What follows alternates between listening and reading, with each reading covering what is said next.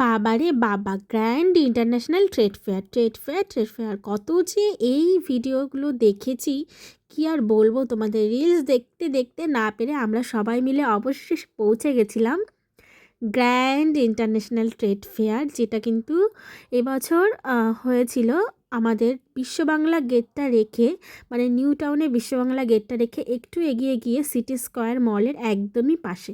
তো সেখানে কিন্তু পরপর দুটো মেলা এবার আমরা দেখতে পেয়েছি। আর যেখানে কিন্তু সোনাঝুরির হাটও বসেছিল, তোমাদেরকে বলেছিলাম। তো সোনাঝুরির হাটটা কবে কবে বসছে ডিটেলস ব্লগ কিন্তু তোমাদেরকে আমি দেবো খুব শিগগিরই। তো যাই হোক, বিভিন্ন কারণে ভ্লগটা একটু দিতে তোমাদের দেরি হয়ে গেল। তো দেখো, আমরা প্রথমে সেই টিকিট কেটে নিয়েছি, 30 টাকা টিকিট ছিল পার হেড। আর দেখো এবার দুদিক দিয়ে কিন্তু প্রচুর হল ছিল, মানে 7টা কান্ট্রি, মানে 7টা দেশের তোমাদের যেখানের যে সমস্ত জিনিস ফেমাস, যত ব্র্যান্ড আছে আমাদের ন্যাশনাল ইন্টারন্যাশনাল, প্রত্যেকটা যত বড় বড় আমরা যত জিনিস ইউজ করি, তেল সাবান শ্যাম্পু থেকে শুরু করে চা থেকে শুরু করে সমস্ত কিছু কিন্তু এই মেলাটাই ছিল। তো এটাই ছিল গ্র্যান্ড ইন্টারন্যাশনাল ট্রেড ফেয়ার। অনেকেই জিজ্ঞেস করেছিলে যে এটা কী মেলা বা কী কিসে তোমরা গেছো। তো দেখো, ঢুকেই কিন্তু আমাদের বাঁ দিকে পড়েছিল ফুড কোর্ট, আর বাইরে ছিল কিছু ফুড স্টল। তো আমরা বাইরের ফুড স্টলে যাইনি, আর ফুড কোর্টেও আমরা ঢুকে যাইনি, কারণ আগে এসছি, আগে ঘুরবো ফিরবো, পরে তো খাওয়া, তাই না?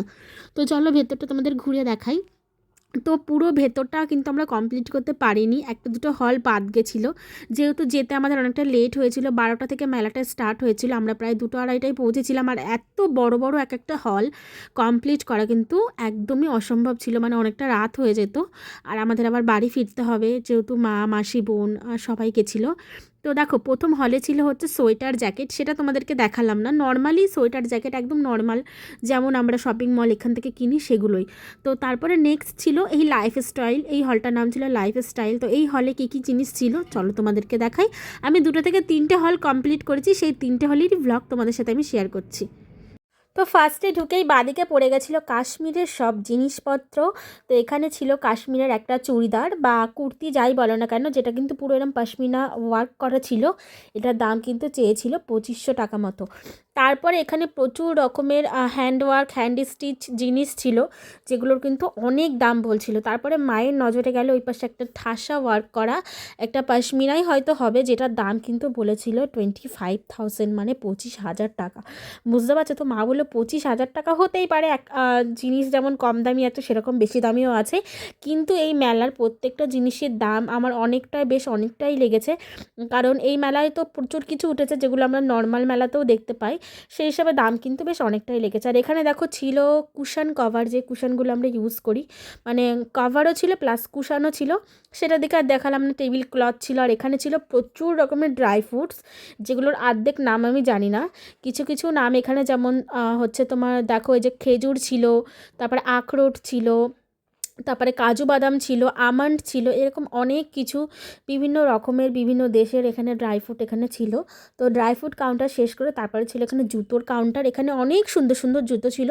জুতোগুলোর দাম আমার খুব বেশি লাগেনি, অনেক দামি দামিও ছিল। এগুলো যেমন ওই 350 টাকা করে দাম বলছিল, খুব সুন্দর খুব ভালো ওয়ার্ক করা, কিন্তু আমি নেইনি। আমি এরকম টাইপের জুতো পরে হাঁটতে পারি না, জানি না কেন পারি না, যাই হোক। তো আমার বোন দেখছিল, বোনকে বলছিলাম তুই নে, তো বোনও নেইনি।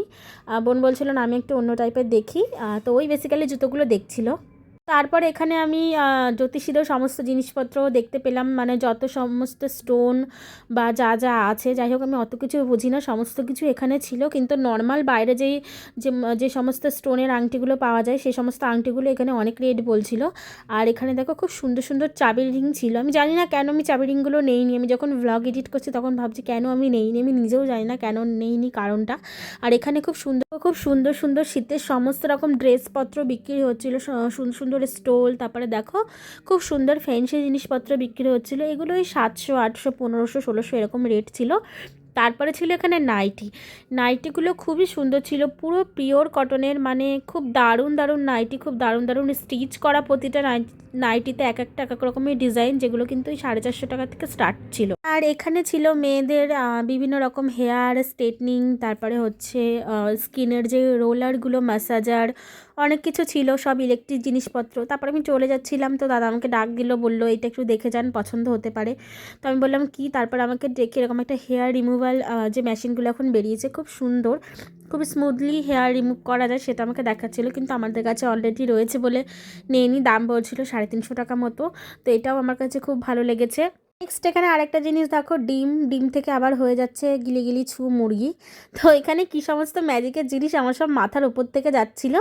তো আমি আমাকে বলছিল বক্সটা নেওয়ার জন্য, তো আমি বললাম বক্সটার প্রাইস কত আছে, বললো 1000 টাকা। আমি তো শুনে বললাম ঠিক আছে।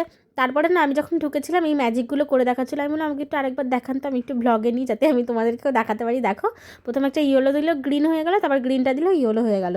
তো যাই হোক ম্যাজিক বক্সগুলো বলছিল যে নিয়ে যান। এগুলো প্রথমে আমি তো শুনছিলাম 150 টাকা হয়তো বলবে, পরে বলছে কি 1000 টাকা। তারপর আমি শুনে ওখান থেকে আস্তে করে চলে আসলাম। তারপরে দেখো এই জিনিসটা দেখালো, জানি না তোমরা হয়তো দেখেছো, কিন্তু আমি আমার লাইফে প্রথম এরকম বড় ঝুলঝাড়ু দেখলাম। জানি না এটা ন্যাশনাল না ইন্টারন্যাশনাল, যাই হোক হয়তো থাকতে পারে, কিন্তু আমি এরকম ঝুলঝাড়ু দেখিনি। এত বড় সুইচ মতো ছিল, আর যেমন করে দিচ্ছিল ফোল্ড করে অনেক রকম করছিল। তো খুব ভালো লাগছিলো দেখতে। তো এটারও আমি একটা ব্লগ করে নিয়েছি তোমাদের সাথে দেখাবো বলে।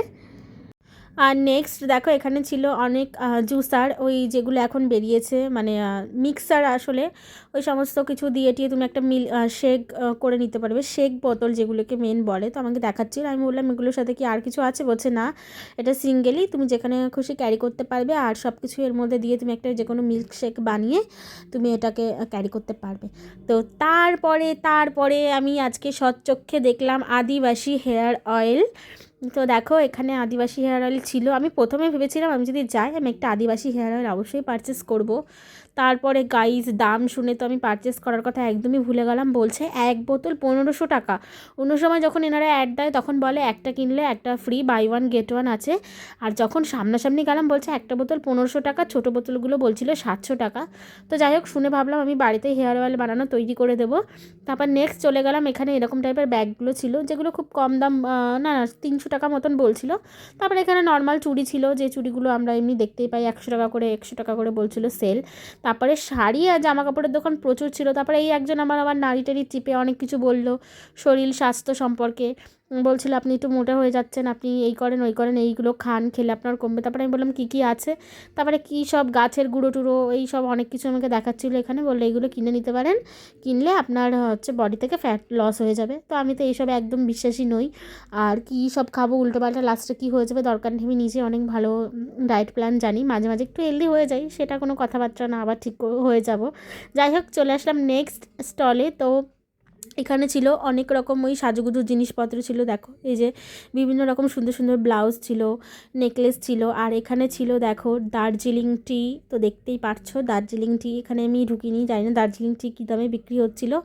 তারপরে এখানে ছিল পানের বিভিন্ন রকম, যে মিষ্টি পান আমরা খাই, তো অনেক কিছু ছিল। আমি এত কিছুর নাম জানি না, তোমরা জেনে থাকলে অবশ্যই বলো। মিষ্টি পানের সব কিছু ছিল। তারপরে নেক্সট এখানে ওই যে বিভিন্ন রকম যে আমরা কী যেন ওটাকে বলে মকটেলগুলো খাই, সেখানে সব জিনিসপত্র। আর এবার এখানে বিভিন্ন রকম ব্র্যান্ড জিনিস বসেছিল। এটা হচ্ছে পানসারি গুঁড়ো মশলা।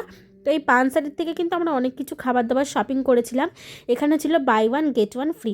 তো প্রথমে দেখো দুটো কাসন্দির বোতল নিয়েছি, যেটাগুলোর প্রাইস কিন্তু ছিল 80 টাকা করে, একটা কিনলে একটা ফ্রি। তারপরে নিয়েছিলাম 50 টাকা করে, মানে একটা চিলি সস কিনলে আরেকটা ফ্রি। তারপর নিয়েছিলাম সয়া সস, যেগুলো আমাদের ডেইলি লাগে খাওয়ার জন্য।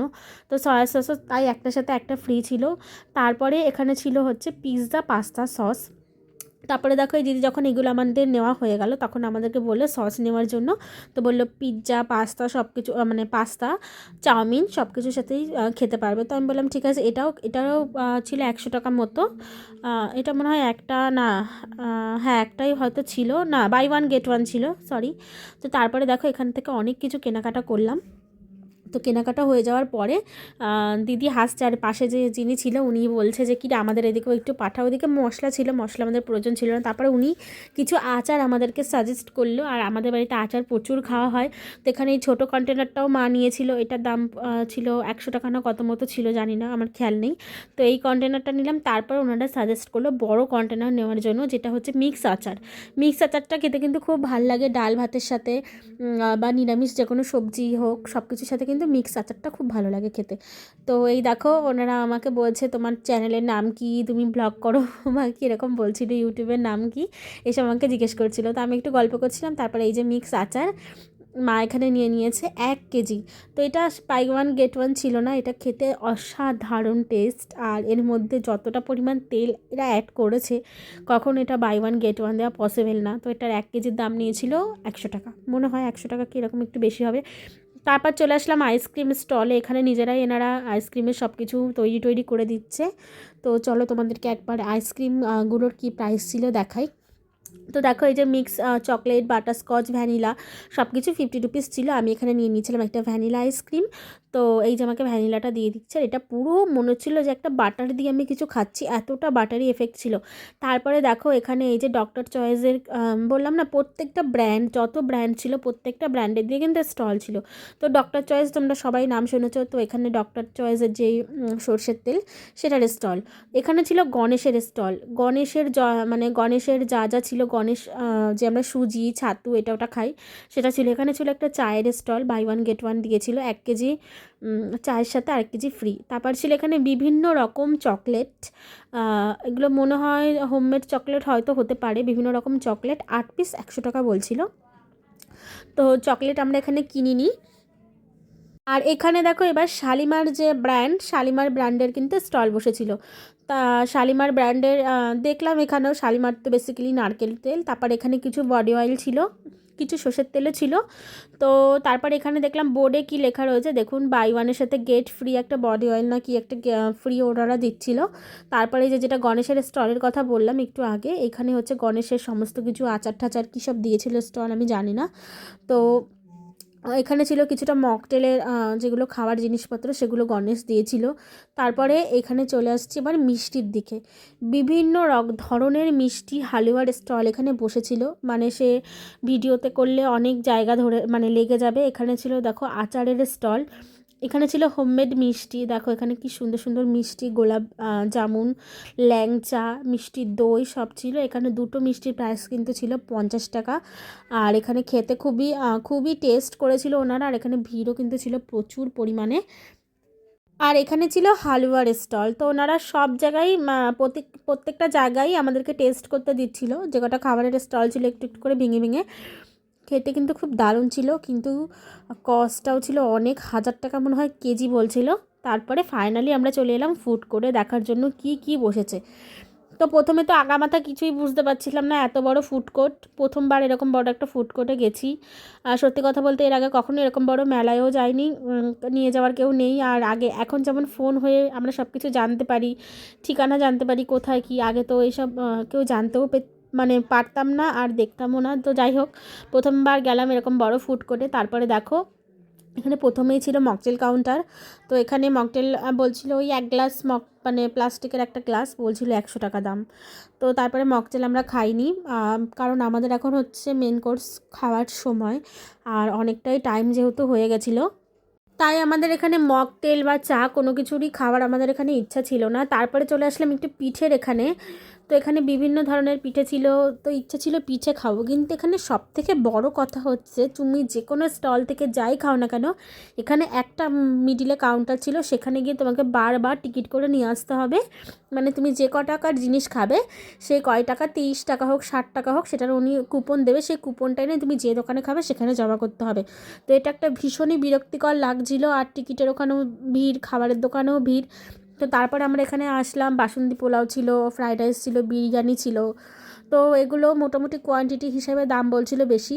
তারপরে আমার এখানে কুলহাট পিৎজা খাওয়ার অনেক শখ ছিল, আমি প্রত্যেকটা ভিডিওই দেখছিলাম। এখন এটা নতুন না, অনেক দিনের আমি জানি না, সবাই খাচ্ছে কুলহাট পিৎজা। তো আমি ভাবলাম এখান থেকে একটু কুলহাট পিৎজা খাই। তো আমি এখানে একটা কুলহাট পিৎজার দাম নিয়েছিল 150 টাকা।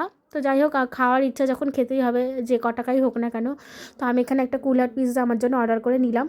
পিৎজাটা সব কিছুই ভালো, কিন্তু চিকেনের যে একটা স্মেল আসছিলো, যেটা একটা চিকেনের বডির যে একটা স্মেল হয়, সেটাই হয়তো ধোয়ার কারণে হতে পারে। আর এখানে ছিল বিভিন্ন রকমের কাবাব। তো এখানে আমরা খেয়েছিলাম হচ্ছে দহি ঢাকাই বলে একটা খাবার ছিল, যেটা ভিডিওটা আমি খাওয়ার সময় করিনি। আমরা দহি ঢাকাই এখান থেকে 2 প্লেট খেয়েছিলাম, আর ওখান থেকে আমরা কিন্তু কুলহাট পিৎজাটা খেয়েছিলাম। তারপরে দেখো এখানে ছিল দুবাইয়ের কিছু খুব দারুণ দারুণ লাইটের কালেকশান। কিছু ড্রেস কালেকশান। তো লাস্ট আমরা এটাই ঘুরেছিলাম। দেখো এখানে কি সুন্দর সুন্দর জিনিসপত্র, বিভিন্ন রকম কস্ট, 7,000, 8,000, 10,000 এরকম হচ্ছে এখানে প্রাইস ছিল। তো লাস্ট আমরা এটা ঘুরে তারপরে আমরা বাড়ির দিকে রওনা দিয়েছি। তারপরে ফার্নিচারের স্টলও ছিল, সেটা আর ঘোরা হয়নি। তো কেমন লাগলো ভিডিওটা অবশ্যই কিন্তু সবাই কমেন্ট করে জানিও।